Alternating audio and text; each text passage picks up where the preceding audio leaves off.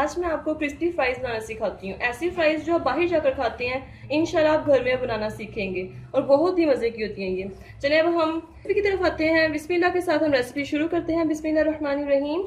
इसके लिए आलू लिए हैं 5 से 6 ले लें। आपने आलू का साइज ज्यादा छोटा नहीं लेना है, फ्राइज मतलब छोटे अच्छे नहीं लगते, ठीक है। आपने आलू का साइज मीडियम या उससे बढ़ा लेना है। इसके साथ हम इसमें ऐड करेंगे ब्लैक पेपर जो हमने ली है 1 टीस्पून ले लें। आप नमक हस्बे जायका डाल लें।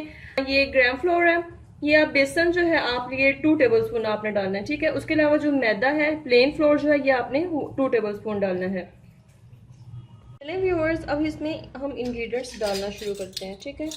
ये ब्लैक पेपर, ठीक है, ये मैंने आपको टेबलस्पून कहा था।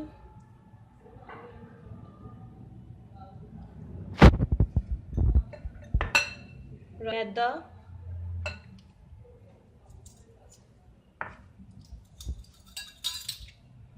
salt to taste। अब हम इसे मिक्स करते हैं।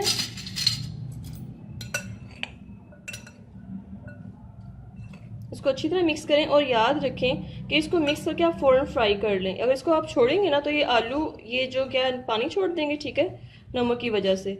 इसको आप डीप फ्राई करें 10 मिनट के लिए। देखिए व्यूअर्स, हमारी क्रिस्पी फ्राइज बिल्कुल तैयार है। सिर्फ 10 मिनट के लिए इसको हमने डीप फ्राई किया था और देखिए कितना खूबसूरत गोल्डन कलर आ गया है।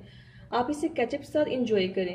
ये देखिए, अगर आपको हमारी रेसिपीज पसंद आ रही हैं तो प्लीज़ हमारे चैनल को सब्सक्राइब करें, लाइक करें, शेयर करें। जज़ाकल्लाह।